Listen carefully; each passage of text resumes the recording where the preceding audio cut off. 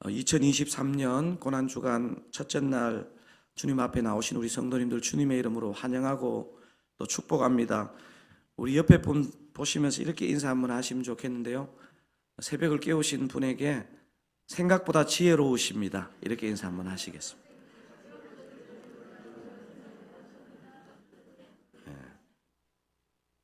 지혜는 멀리 있는 것이 아니고요. 이렇게 은혜의 자리로 나오는 것이 지혜입니다. 예배 후에 본당 밖에 정수기 아마 근처로 알고 있는데요. 간식이 준비되어 있으니까 충분히 기도하고 가셔도 아마 간식이 남아 있겠죠. 벌써 시험에 들라고 그러시면 안 됩니다. 기도 충분히 하시고 이렇게 간식 드시고 가시면 좋겠습니다. 특세 첫째 날 저희에게 주시는 하나님의 말씀은 마가복음 11장입니다. 마가복음 11장 12절에서 25절입니다. 여기 혹시 핸드북도 다 갖고 들어오셨죠? 그죠? 기도 제목도 적으시고 또 메모하시면 되겠습니다. 제 성경으로는 신약 성경 73면입니다. 마가복음 11장 다 찾으시면 제가 12절, 여러분이 13절 그렇게 교독하시겠습니다. 이튿날 그들이 베다니에서 나왔을 때에 예수께서 시장하신지라 멀리서 잎사귀 있는 한 무화과 나무를 보시고 혹 그 나무에 무엇이 있을까 하여 가셨더니 가서 보신즉 잎사귀 위에 아무것도 없더라. 이는 무화과의 때가 아님이라. 예수께서 나무에게 말씀하여 이르시되 이제부터 영원토록 사람이 내게서 열매를 따먹지 못하리라 하시니 제자들이 이를 듣더라. 그들이 예루살렘에 들어가니라. 예수께서 성전에 들어가사 성전 안에서 매매하는 자들을 내쫓으시매 돈 바꾸는 자들의 상과 비둘기 파는 자들의 의자를 둘러 엎으시며 아무나 물건을 가지고 성전 안으로 지나다님을 허락하지 아니하시고 이에 가르쳐 이르시되 기록된 바 내 집은 만민이 기도하는 집이라 칭함을 받으리라고 하지 아니하였느냐. 너희는 강도의 소굴을 만들었도다 하시매 대제사장들과 서기관들이 듣고 예수를 어떻게 죽일까 하고 꾀하니 이는 무리가 다 그의 교훈을 놀랍게 여김으로 그를 두려워함일러라. 그리고 날이 저물매 그들이 성 밖으로 나가더라. 그들이 아침에 지나갈 때 무화과 나무가 뿌리째 마른 것을 보고 베드로가 생각이 나서 여짜오되 랍비여 보소서 저주하신 무화과 나무가 말랐나이다. 예수께서 그들에게 대답하여 이르시되 하나님을 믿으라. 진실로 너희에게 이르노니 누구든지 이 산들어 들리어 바다에 던져지라 하며 그 말하는 것이 마음에 의심하지 아니하면 그대로 되리라. 그러므로 내가 너희에게 말하노니 무엇이든지 기도하고 구하는 것은 받은 줄로 믿으라. 그리하면 너희에게 그대로 되리라. 서서 기도할 때에 아무에게나 혐의가 있거든 용서하라. 그리하여야 하늘에 계신 너희 아버지께서도 너희 허물을 사하여 주시리라 하시니라. 아멘. 여러분 오늘 이 본문 예수님의 말씀과 행하심이 좀 이해가 잘 되십니까? 13절에 무화과의 때가 아님이라 했건만 예수님은 어떻게 사람도 아니고 이 식물을 향해서 무화과 나무를 저주하셨을까요? 오늘 본문에 나오는 두 번째 사건을 성전 청결 사건 혹은 성전 정화 사건 이렇게 우리 보통 부릅니다. 이 두 번째 사건도 평소 예수님의 모습은 아닌 것 같습니다. 사도 요한은 이 사건을 조금 더 적나라하게 표현했는데요. 요한복음 2장 14절에서 15절에 이 부분이 다루어지고 있는데 한번 읽어보시겠습니다. 성전 안에서 소와 양과 비둘기 파는 사람들과 돈 바꾸는 사람들이 앉아 있는 것을 보시고 노끈으로 채찍을 만드사 양이나 소를 다 성전에서 내쫓으시고 돈 바꾸는 사람들의 돈을 쏟으시며 상을 엎으시고. 저와 여러분이 우리가 지금 이제 예수를 믿고 이렇게 예배를 드리는 입장이 아니고 만약에 이 현장에 계셨다면 예수님의 이 과격해 보이는 모습에 여러분 어떤 생각이 드셨을 것 같습니까? 20세기 무신론의 대부인 버트란드 러셀이라는 사람이요, 나는 왜 크리스찬이 아닌가라는 책에서 이 부분을 가지고 혹독하게 지적하는 부분이 나옵니다. 제가 한번 인용했는데요, 버트란드 러셀이 나는 왜 크리스찬이 아닌가라는 책에서 이렇게 기록했습니다. 무화과를 저주하는 이 사건을 볼 때 예수는 지혜에 있었으나 인격에 있었으나 소크라테스나 공자만도 못하다, 이런 예수가 어떻게 하나님의 아들이고 인류의 구세주가 될 수 있는가? 여러분, 러셀의 이 지적에 대해서 어떻게 생각하십니까? 너무 맞는 것 같다. 내가 사실 저렇게 조금 의심을 했는데,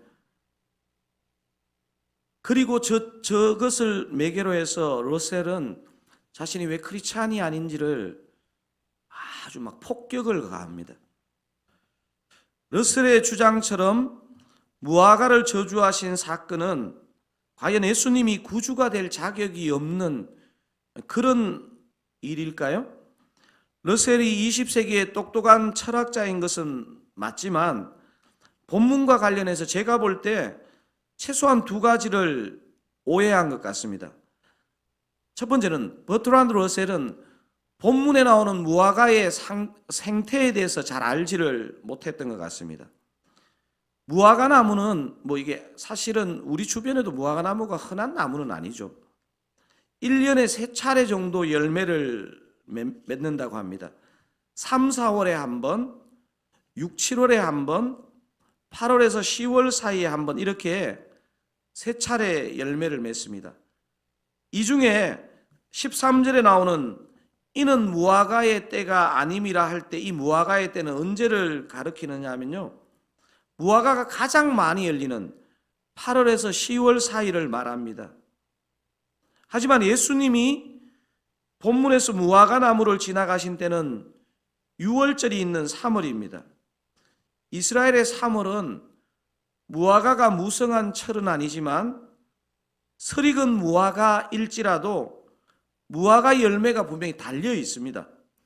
무화과는 다른 과실수와 달리 잎과 열매가 거의 비슷한 시기에 나옵니다.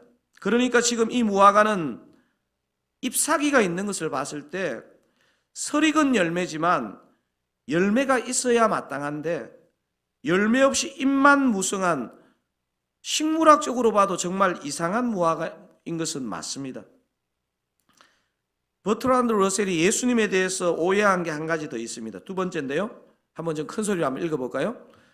버트란드 러셀은 무화과 저주가 말하는 것을 본문의 문맥에서 보는 것을 놓쳤습니다.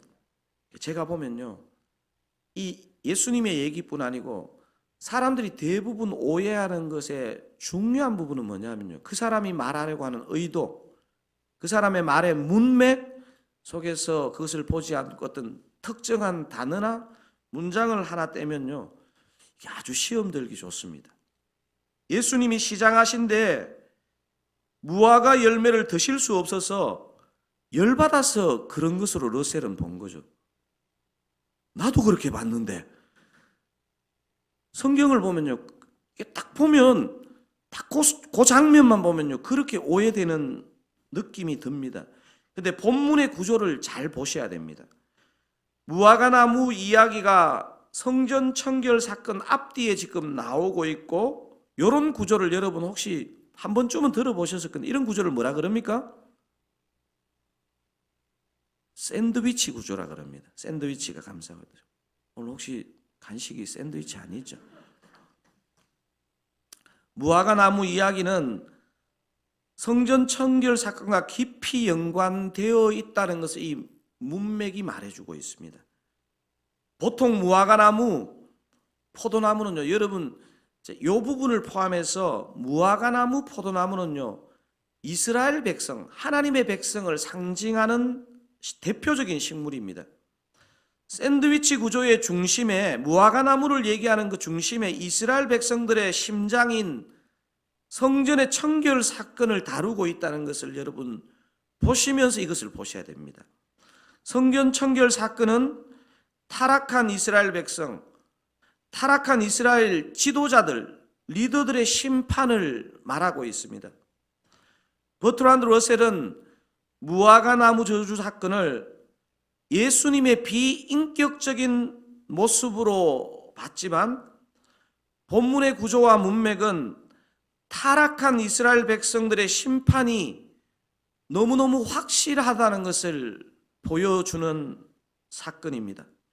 한마디로 말하면 무화과 저주도 성전 청결 사건도 열매 맺지 못하는 이스라엘, 열매 맺지 못하는 하나님의 백성처럼 보이는 사람에 대한 심판을 상징적으로 보여주는 메시지입니다.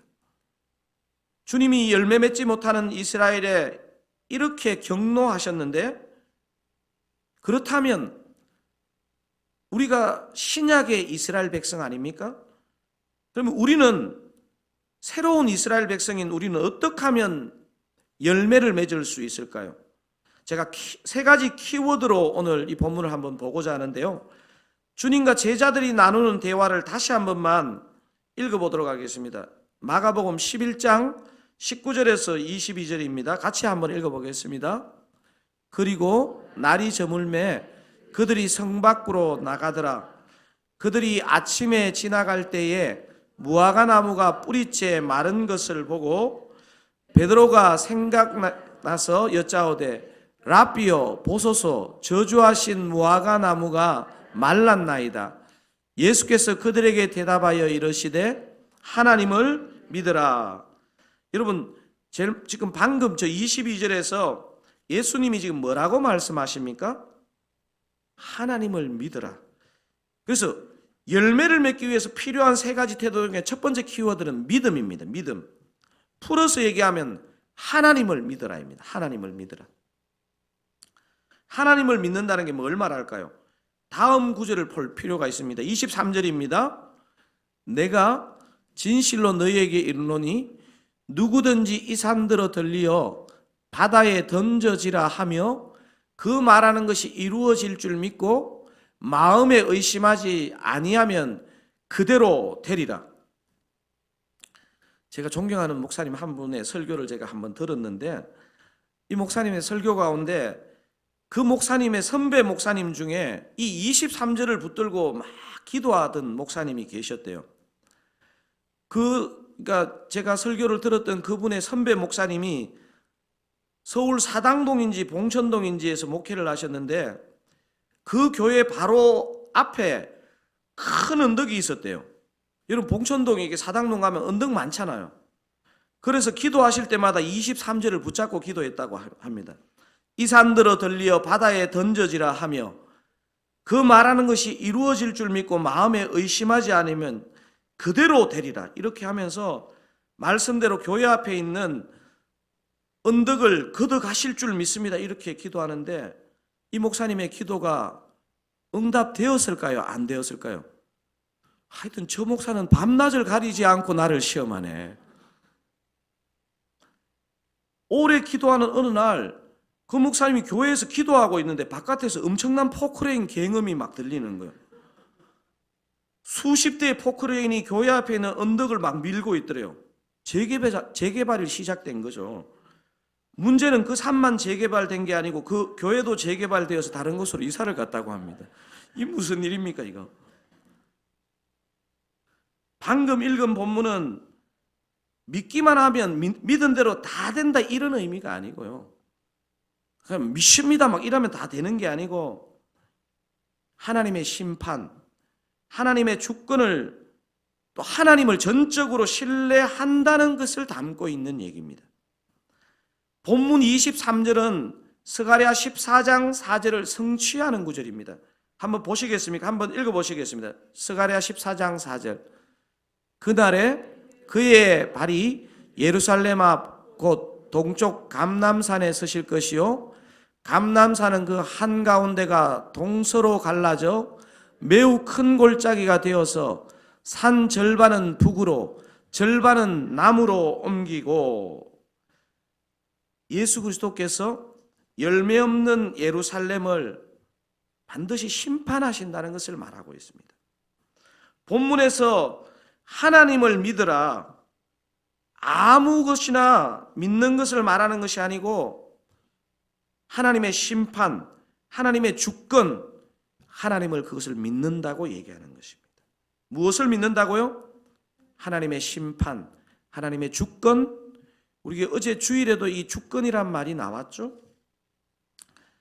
예수님 당시에 이스라엘의 종교 지도자들, 많은 이스라엘 백성들의 문제가 뭐였느냐? 하나님으로 오신 예수 그리스도, 그분의 심판, 예수 그리스도의 주권을 인정하지 않고 있습니다. 실컷 율법을 연구하는데 율법의 완성이신 분이 오셨는데 그분을 인정하지 않고 있는 거예요. 인정하지 않은 정도가 아니라 18절을 보면 이렇게 기록하고 있죠. 한번 읽어보실까요? 대제사장들과 서기관들이 듣고 예수를 어떻게 죽일까 하고 꾀하니. 사랑하는 드사랑가족 여러분, 우리가 열매를 맺는데 가장 기본이 뭐냐? 예수님의 주권, 예수님의 심판을 인정하는 믿음입니다. 여러분, 우리 믿음의 선배들이요, 수많은 환난에 넘어지지 않았던 것은요, 이것에 대한 굳건한 신뢰, 내가 헷갈려 보이는 것 속에서 하나님의 주권은 흔들리지 않는다, 이것이었습니다. 2023년 고난주간 특세 첫날, 열매 맺는 삶이 되기 위해서 하나님의 심판, 하나님의 주권, 하나님을 잘 믿으시는 저와 여러분 다 되시기를 우리 주님의 이름으로 축원드립니다. 열매 맺기 위해서 필요한 첫 번째 태도가 한 단어로 뭐라고요? 믿음. 두 번째 오늘 본문에서 발견되는 태도는 뭐냐 하면 기도입니다. 기도. 뭐라고요? 기도. 주님께서 성전을 청결하게 하신 가장 주된 이유가 뭘까요? 15절에서 17절을 한 번만 더 읽어보실까요? 그들이 예루살렘에 들어가니라. 예수께서 성전에 들어가사 성전 안에서 매매하는 자들을 내쫓으시며 돈 바꾸는 자들의 상과 비둘기 파는 자들의 의자를 둘러 엎으시며 아무나 물건을 가지고 성전 안으로 지나다님을 허락하지 아니하시고 이에 가르쳐 이르시되 기록된 바 내 집은 만민이 기도하는 집이라 칭함을 받으리라고 하지 아니하였느냐. 너희는 강도의 소굴을 만들었도다 하시매. 우리 주님은 지금 성전의 목적이 지금 한마디로 뭐라고 하고 있습니까? 지금 17절에 내 집은 만민이 기도하는 집이라. 그런데 이 기도의 집이 어떻게 되었다는 겁니까? 강도의 소굴이 되었고 탐욕의 소굴이 되었고 그냥 매매하는 장소가 되었다는 것입니다. 이스라엘 백성들이 왜 심판을 받을 수밖에 없느냐? 자신들의 탐욕 때문에 기도 자체가 죽은 기도가 되었다는 것입니다. 예수님은 제자들에게 하나님을 믿으라 이렇게 말씀하시면서 바로 그 믿음을 기도로 연결하고 있다는 것을 본문을 통해서 보셔야 됩니다. 좀 전에도 말씀드렸지만 덮어놓고 믿습니다 이렇게 할 때 이루어 주시는 게 아닙니다. 하나님의 심판에 대한 흔들리지 않는 믿음을 가지고 심판의 날을 인내하며 주님의 다시 오심을 인내하며 기도할 것을 말하고 있는 것입니다. 저와 여러분 정말 얼마나 길고 힘든 이 코로나의 시간을 아직도 보내고 계십니까? 과연 이 환난 앞에 누가 무엇이 우리를 안보하겠습니까? 저는 진짜 목사로 살면서요, 진짜 하나님 외에 나를 누가 안보하겠느냐, 하나님 외에 우리 자녀를 누가 안보하겠느냐 이런 생각을 가지게 됩니다. 저와 여러분의 상황은 여전히 녹록치 않지만 기도가 저와 여러분을 안보할 줄로 믿습니다. 여러분 요한계시록 8장을 오늘 한번 읽어보세요. 읽어보시면 요한계시록 8장에 보면 우리 주님의 눈에 성도의 기도를 뭐라고 표현하고 있느냐 하면요, 금향로에 담으신다는 표현을 사용하고 있습니다. 성도의 기도는요, 금향로에 담은 것입니다. 기도는 하나님 앞에 이렇게 귀하고 엄청난 것입니다. 그런데 우리는요, 기도 응답이 잘 안 되니까 우리도 기도를 우리 자신이 우습게 여깁니다. 우리 주님은 우리의 기도를 금향로에 담아 있다고 그렇게 보시는데 우리의 삶의 현실 때문에 우리는 기도를 그렇게 여기지 않습니다. 여러분 오늘 진짜 우리 특히 남자분들 이런 생각 한번 해보세요. 많이 생각한다고 열매를 맺는 게 아닙니다. 막 엄청나게 열심히 산다고 열매 맺는 게 아닙니다. 제가 목회를 해보니까요, 막 제가 열심히 한다고 어떤 뭐가 되는 게 아닙니다. 물론 기본적으로 성실해야 되겠지만요, 기도하는 자가 승리할 줄로 믿습니다. 여러분, 이번 주간만이라도 여러분 기도의 우선순위를 두시기를 주님의 이름으로 축원드립니다. 기도하는 자에게는요, 그게 금양로에 담겨 있기 때문에 우리 주님이 주목하여 보시는 줄로 믿습니다.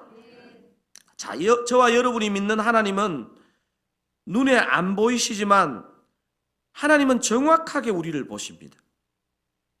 하나님이 우리 눈에 하나님이 안 보일 뿐이죠, 하나님은 정확하게 우리를 보십니다.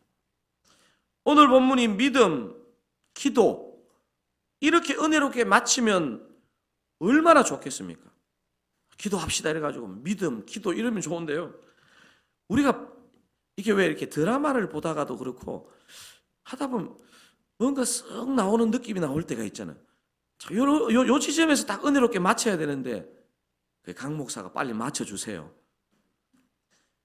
하나님 잘 믿고 기도 열심히 하면 반드시 풍성히 열매 맺는다 이러면 마무리하면 좋겠는데 참 부담스러운 한 가지를 더 언급하십니다. 마지막 25절 큰 소리로 한번 읽어보실까요? 서서 기도할 때에 아무에게나 혐의가 있거든 용서하라. 그리하여 하늘에 계신 너희 아버지께서도 너희 허물을 사하여 주시리라 하시니라. 다시 한번 읽어보실까요? 서서 기도할 때에 아무에게나 혐의가 있거든 용서하라. 그리하여 하늘에 계신 너희 아버지께서도 너희 허물을 사하여 주시리라 하시니라.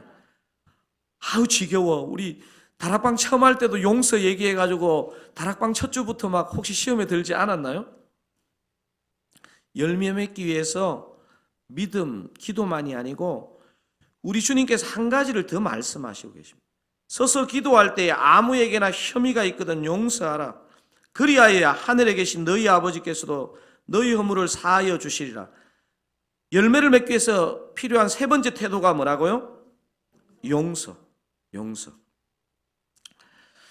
저는 사실 이 메시지 마지막 용서라는 부분을 어제 묵상하면서 여러분한테 좀 실제적인 권면을 좀 드리고 싶습니다.